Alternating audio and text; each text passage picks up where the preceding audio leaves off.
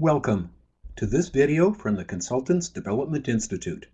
I'm Carter McNamara, an instructor with the Institute and the presenter in this video. This video is entitled The Implementation Phase of Consulting. Before this phase in the consulting process, you and your client have worked together to identify the major issues facing the organization, and you've identified what actions should be taken to address those issues. You've worked together to develop action plans, which specify the objectives to be accomplished for each goal, along with who will be accomplishing each objective and by when. Then, you both integrated the action plans into an overall change management plan.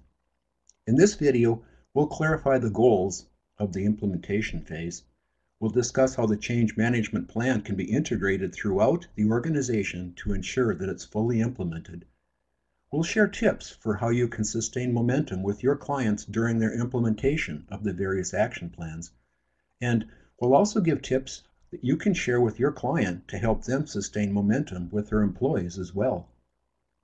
The implementation phase is often one of the most challenging for you as a consultant because you have no direct control over whether your client is actually implementing the action plans. So it's important for you to remain highly professional during this phase. We'll tell you how.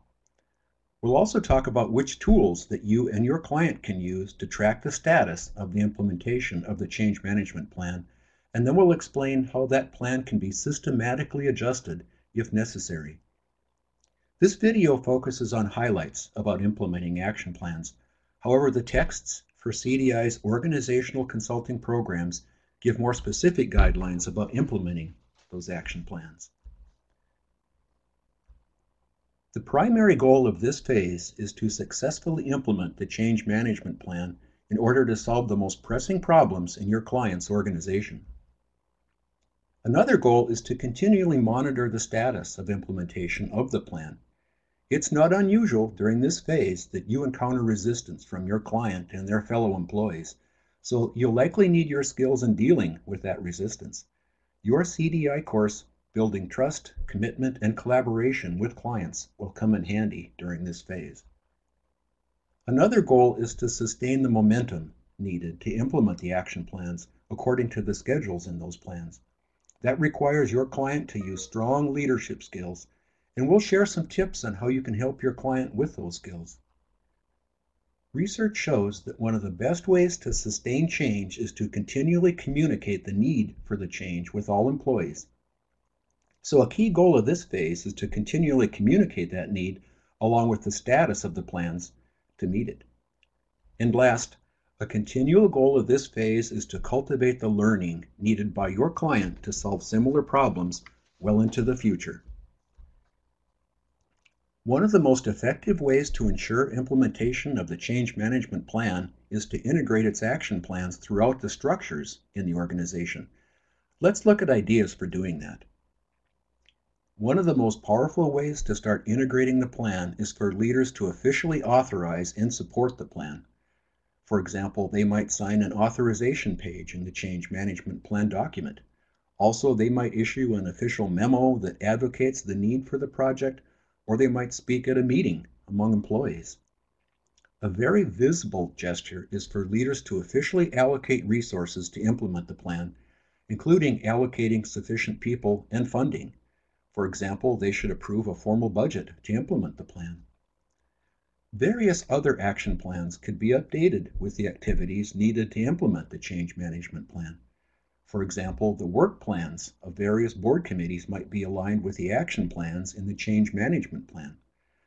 Work plans are essentially action plans for board committees, and they specify the goals and objectives that a particular committee is to accomplish over the coming year. Various policies and procedures might be updated to produce the activities needed to implement the plan. For example, the plan might have a goal to develop a certain work team, and so a new policy might be that, quote, formation of any new team always includes certain best practices needed for high-performing teams, unquote. Various responsibilities and job descriptions might be updated to include the responsibilities needed to implement the plan. This is especially true if that plan is likely to result in new and recurring practices in the workplace. A best practice for management is to specify new performance goals that people are to achieve during the coming year. Some of those performance goals could be aligned with implementing the plan. People could be rewarded in part for how well they've achieved the performance goals. The implementation of the plan is all about accomplishing change. The CDI course Perspectives on Change in Organizations listed 5 overall requirements for successful change. They come from the Cummings and Worley book, Organizational Change and Development. Let's very briefly review now those requirements for successful change. The first requirement is to maintain motivation during change, and that includes testing for the client's readiness even before the client undertakes a new project for change. It includes dealing with resistance as it arises, whether from individuals or groups. It includes keeping people enlightened about the need for change, including to describe the issues that the organization faces and what will happen if nothing is done about them. And it includes staying realistic. There's already too much cynicism about change in our organizations today.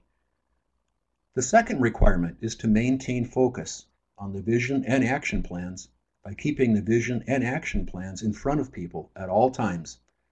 Be sure that people continue to have input to the vision and plans, and also to modifying them if needed. Remind people of how the vision and plans will successfully address the issues in the organization. The third requirement is to ensure ongoing, strong political support. Make sure that top leaders authorize sufficient resources to support and sustain project activities. Be sure that people see that leaders are actively involved in the project activities.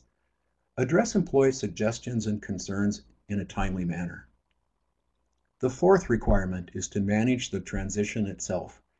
Engage in ongoing coaching, facilitation, and training where needed to ensure people are fully resourced and guided to implement plans.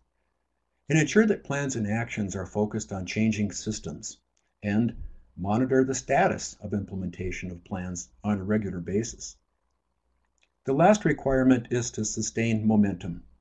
Provide clear and specific accountabilities to achieve plans and actions, making sure that top leaders are aware of those accountabilities.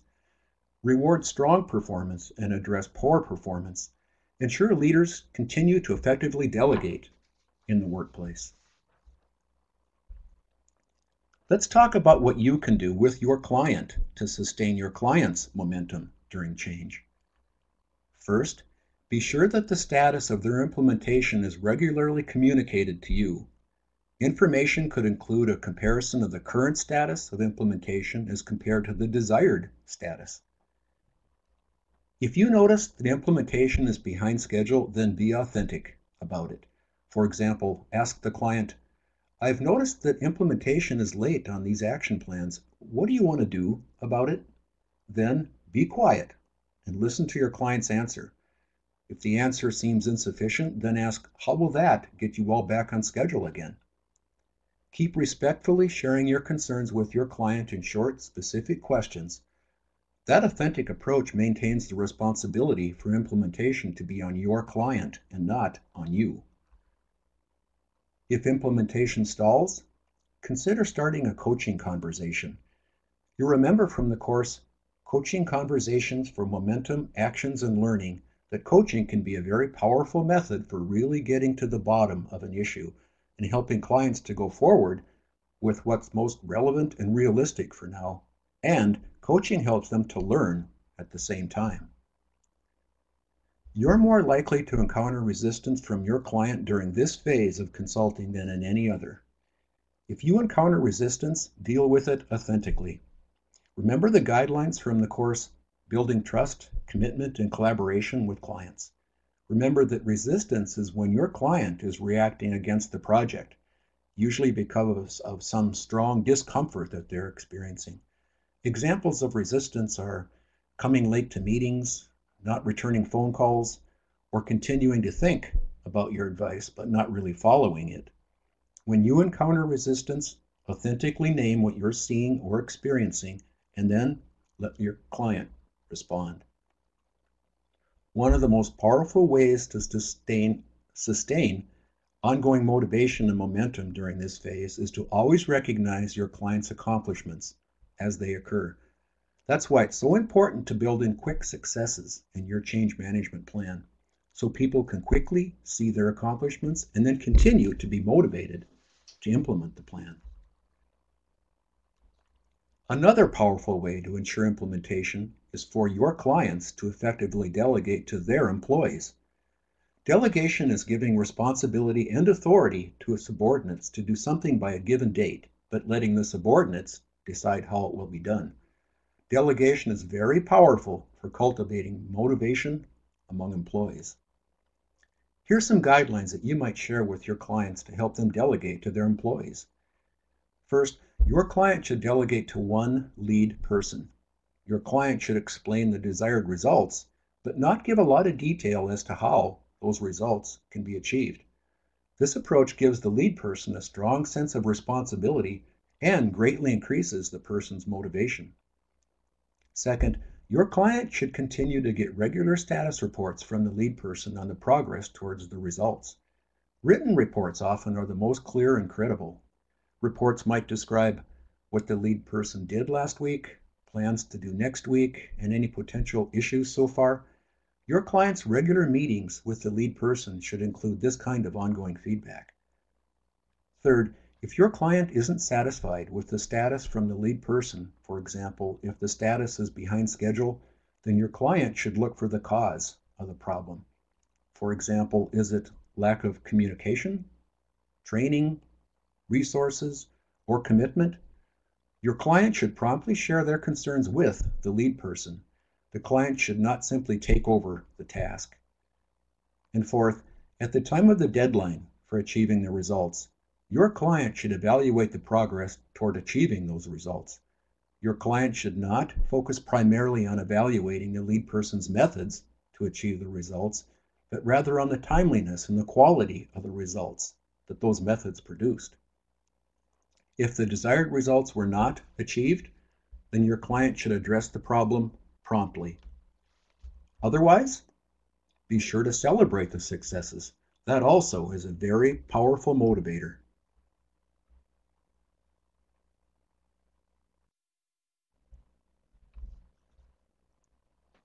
Implementation can be one of the most challenging and frustrating phases for you in the consulting process because you can't implement those plans for your client. Your client must do that, and various surprises and obstacles might occur along the way. Here are some suggestions to ensure that you, as a consultant, remain highly professional during this phase. The first is to always recognize which consulting methods to use and when. You might choose giving advice, coaching, or facilitating, or some other method. When you choose the right method at the right time, your efforts are much more targeted and effective. In addition, your client is most likely to fully understand your reasons and your methods. The course, Primary Methods and Myths in Consulting, explains the major methods in consulting and which method to use and when. Keep track of who your current client is. Knowing who your current client is and working effectively with that client will result in greater leverage and impact during the project. Remember that there are different types of clients, including official, current, and indirect clients. Don't get confused between them. The course, Roles, Goals, and Reasons in Consulting explains the importance of always knowing who your current client is. Recognize when you need to deal with resistance and how. Remember that resistance can be direct or indirect. Indirect resistance is often the most difficult to recognize and address. Different people might show resistance in different ways during the project.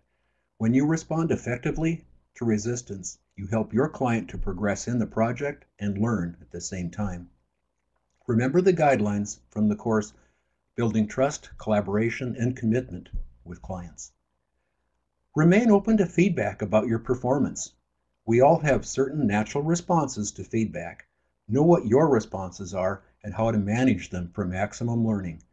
The more willing you are to hear feedback about yourself, the more likely that you will grow both as a person and as a consultant.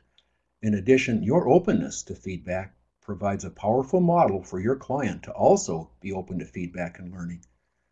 The course, Understanding yourself as consultant shares guidelines for understanding yourself, including about how you prefer to get feedback. And last, recognize when you might need help. Asking for help does not indicate that you are somehow inadequate in your role as a consultant. The processes to successfully guide and support change in organizations require a wide variety of skills, some of which you might not possess at certain points in a typically unique consulting project. Your job is to recognize those skills that you do not have and then help your client to obtain and utilize those skills. Let's pause now to capture the learning from what you've heard so far in this video. And in your learning journal for this program, go to the section entitled Reflections from the Readings and Videos and address the following 2 questions. They're intended to customize the contents of the video to you and your clients. You might discuss the questions with your peers. The questions are, what might be the most challenging aspect of the implementation phase with the types of clients that you work with or want to work with? And next, how might you overcome those challenges with your clients? You can pause the video by clicking on the pause button at the bottom left corner of this video. After you've addressed the questions in your journal, then click on the button again to resume the video.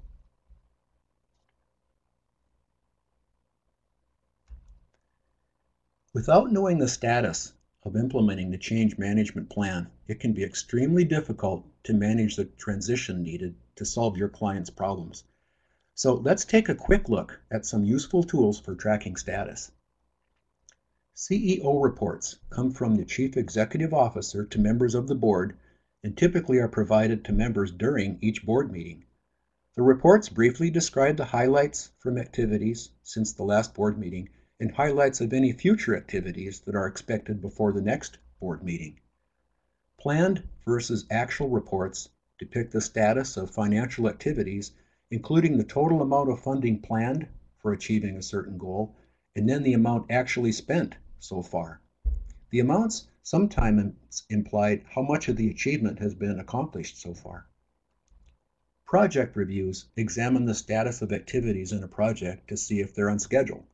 If problems are detected, then ideas are shared about how to resolve those problems.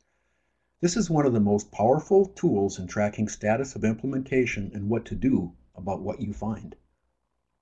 And the spoken word is probably the most frequent form of getting information about status. Although it is the most frequent, it's usually the least reliable because information is usually highly subjective and incomplete. Staff meetings are regular meetings among employees to exchange information about priorities, accomplishments, and activities in the organization, including the status of each employee's activities. They're a good way to share ideas and meaningful questions about status. Status reports are written descriptions of an individual's work activities, and the reports are usually provided on a regular basis, perhaps weekly or bi-weekly. They should be dated and describe what activities were done over the past time period, any current actions or issues that must be addressed by management now, and any plans for activities to be completed during the next time period. To-do lists are probably the most frequent means by which people manage what they need to do in the workplace. A list typically mentions each task to do, by when, and the status of that task. As you and your client did in the earlier action planning phase, it's useful now to evaluate the quality of your activities in this implementation phase, and then to identify any new learning for you and your client to take forward in your lives and work. Discuss the following questions about the quality of activities with your client. What are the strengths and weaknesses of our work in this phase? What do we like? What do we dislike? Also ask about new learning in this phase. Are we soliciting feedback and criticism? What new knowledge, skills, and abilities are we getting from this phase? Plans are rarely implemented as intended. You and your client should be willing to change plans if needed. The plans are only guidelines, not strict roadmaps. Reluctance to change plans under any circumstances can result in a loss of credibility of the plans and ultimately abandonment of the plans altogether. There are valid reasons to change a plan. For example, if there's been a major change that is external to the organization, such as a new major competitor that slows your client's sales, or if a major investor or funder suddenly pulled out. Examples of invalid reasons are that there's been little monitoring of implementation of the plan or little attention to responding to problems during implementation. You can change your plan, but do so systematically, and that includes to examine whether the reason for the change is indeed really valid. If it is, then specify the changes to be made and be sure they're in accordance with good planning. For example, goals and actions should remain realistic and specific, and their deadlines should be clear. Make the change to the plan document and manage the version of the plan. For example, put a new date on the plan so people can know which version they're looking at. Then, communicate the new plan to relevant stakeholders, including the reasons why the plan was changed. However, avoid frequent changes to the plan. For example, if you find yourself wanting to change the plan every few months or so, then you and your client might want to go back to the discovery phase of the consulting process and re-examine what the real problems are in your client's organization, and then generate new plans to address the real problems. Thank you for viewing this video from CDI. If you ever have any questions or want to share feedback during the program, simply send us an email to info@consultantsdevelopmentinstitute.org.